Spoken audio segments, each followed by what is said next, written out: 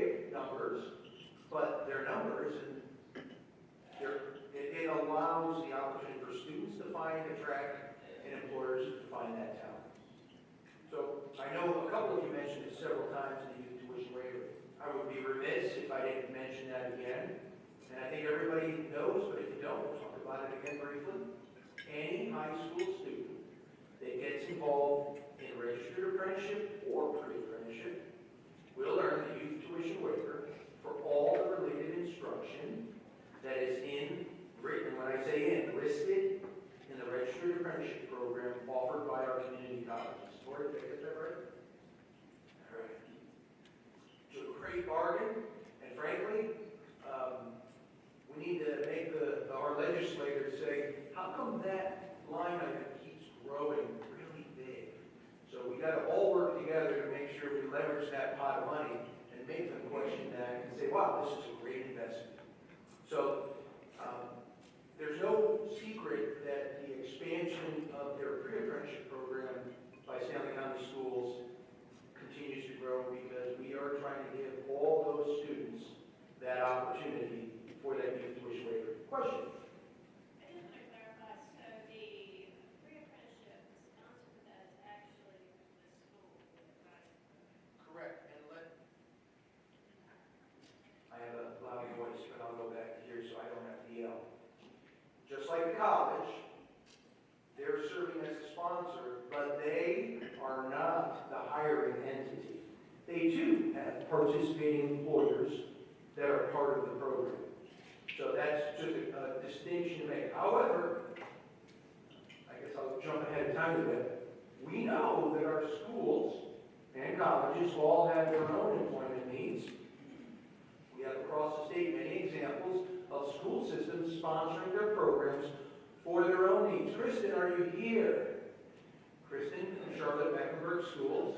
She mentioned the other day when she was doing her introductions, we just turned in for approval a K-12 teacher registered apprenticeship program for Charlotte Mecklenburg Schools. They will be the paying employer.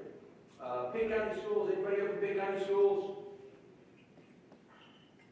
Old program of mine. They sponsor their own program for HVAC, plumber, electrician, and I think one other one. And there's many schools that do that. They are giving their students the opportunity to get some work-based learning and potential occupations that they may want to take into their post-high school career. And they're meeting their own employment needs, just like the city of Greensboro yesterday said, hey, we got to do something and fix our own talent pipeline. It's a win-win. All right, so that's our youth tuition waiver.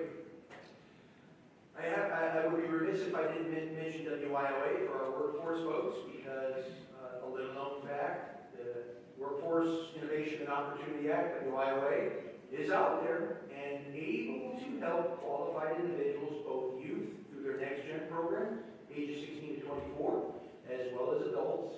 And those are ways we must always remember when we are engaging, whether it's an employer or targeting individuals and sending them to the apprenticeship on that pathway. The key thing is make sure your apprentice candidate goes to the NC Works Career Center before they sign on the dotted line. Because what happens when you become a registered apprentice? You have a job on day one. WIOA is not that forgiving. You need to see them before you get that job. And that may unlock some of those benefits that can be very helpful for our apprentices to go through their programs and be successful. And of course, we have to talk about the FAFSA, because FAFSA just doesn't apply to young people in school. It can apply also to adults as well, and that is an option, because truly at the end of the day, the related instruction or supplemental education in all registered apprenticeship programs is the responsibility of the apprentice. But we know that a lot of our employers can help out because they're now their employee with education costs. But if we don't capture them with one way or another, tuition waiver, WIOA, you can always go the old-fashioned way and see if they may qualify for a Pell Grant, or even, do I have that up there? No, I don't. Our colleges sometimes have scholarships to needy students. So let's talk about managing the program and some of the sponsor challenges that you've helped solve. And I want to talk about the employer engagement piece. Because one thing that's unique, well, not unique, I shouldn't say that. This could be happening, and it probably does in many places. I have trained Candace. She is my right-hand registered apprenticeship expert in Stanley County system. Candace, I'm going to talk a little bit about what that means and what you do when you're working, you go out and engage employers and talk the apprenticeship language.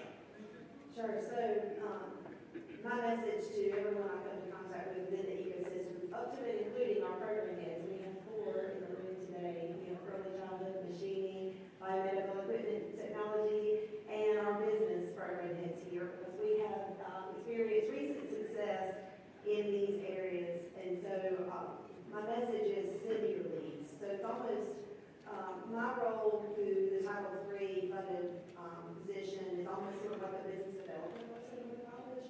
So leads can be generated internally by our program heads, their advisory board members, employers that reach out to them wanting their talent, graduating students that are about to finish the program. Leads come to me from our other workforce partners, so we have a great relationship with our NC Works Career Center lead. I sit on the Central Line Workforce Development Board, so always in the room. I ask our school system partners, we can reach out to private